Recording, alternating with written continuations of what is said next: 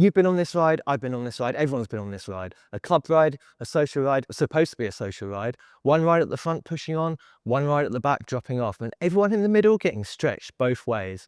Like a rubber band that nobody asked to be a rubber band. And it gets tense, really tense. The rider getting dropped starts spiraling, getting frustrated, shutting down, and the rider at the front just keeps going, oblivious. Or maybe not oblivious, maybe just can't help it. Easy thing to do is blame someone. Front rider's selfish. Back rider needs to toughen up. But there's actually a really good explanation for why both of these happen at the same time, every time, on every ride like this. And it starts with cycling.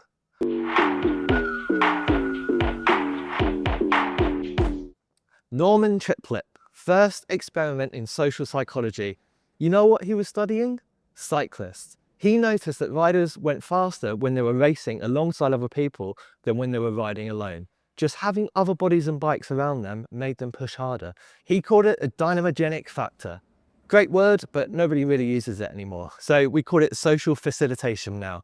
Basically, the presence of other people doing the same thing as you increases your arousal, increases your drive, and nudges your effort up. Not guaranteed, not every time, but it's the default response. And it's been replicated for over 150 years.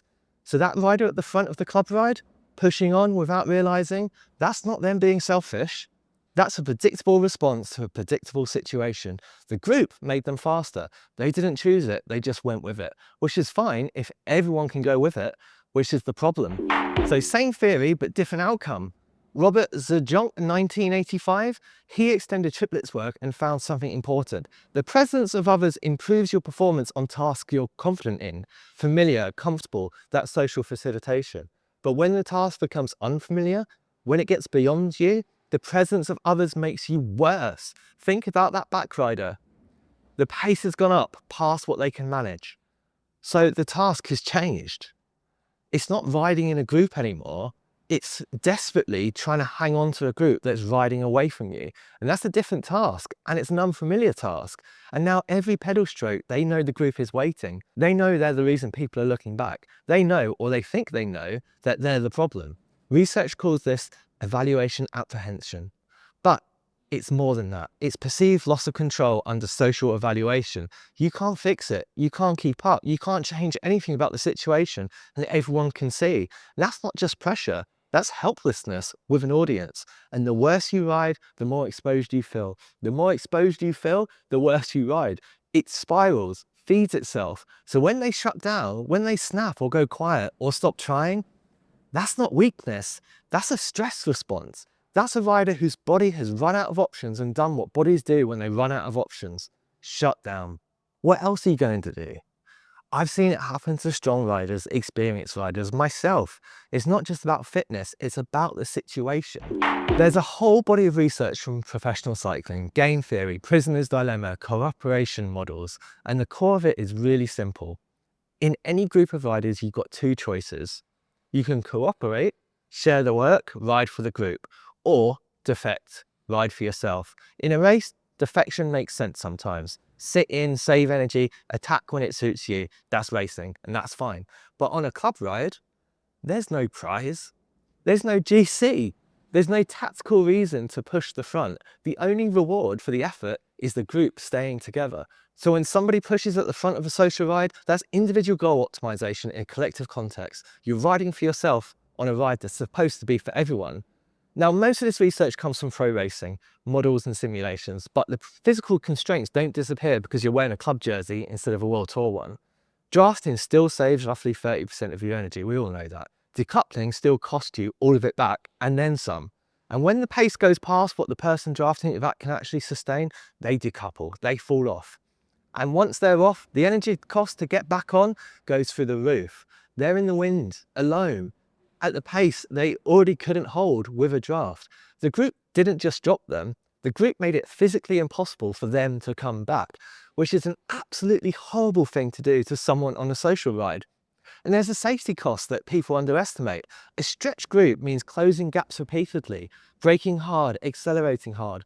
You get riders overlapping wheels when they're already fatigued. The most dangerous moment on a group ride isn't the steady pace, it's the elastic snapping and reforming over and over and over again. I'm going to try really hard not to sound like a gammon here, but old school clubs understood all of this. Maybe not the science, not the game theory, but the principle, the culture.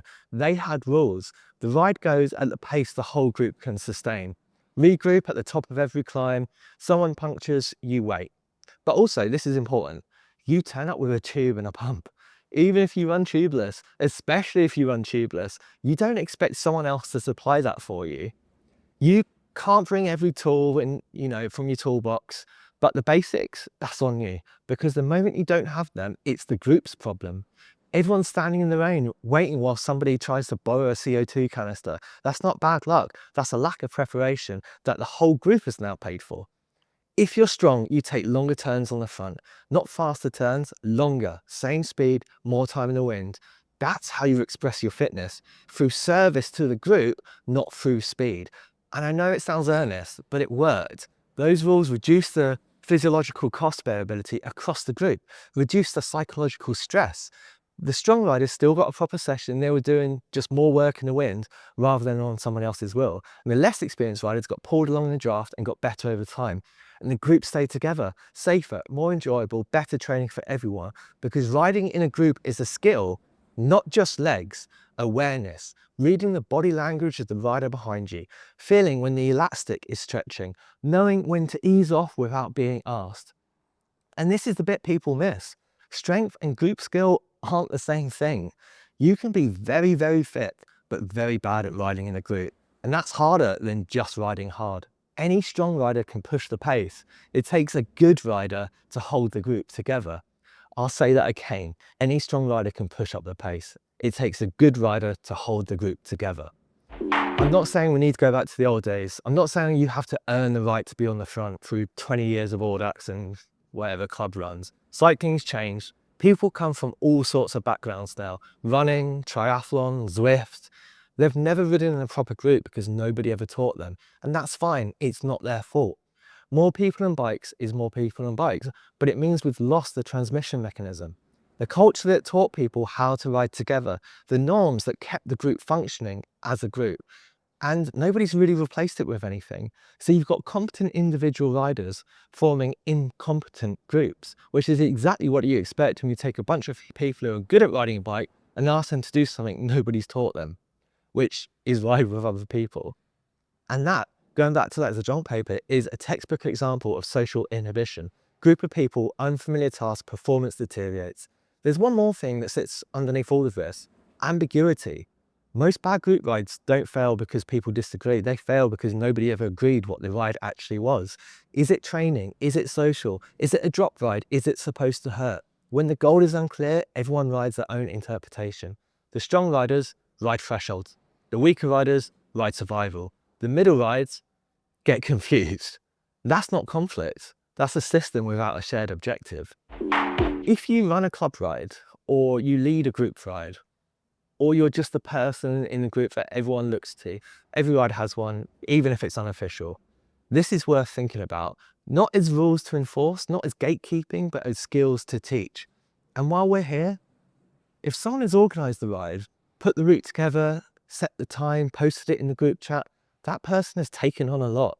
They didn't have to do that. There's pressure on their shoulders that everything goes well for everyone.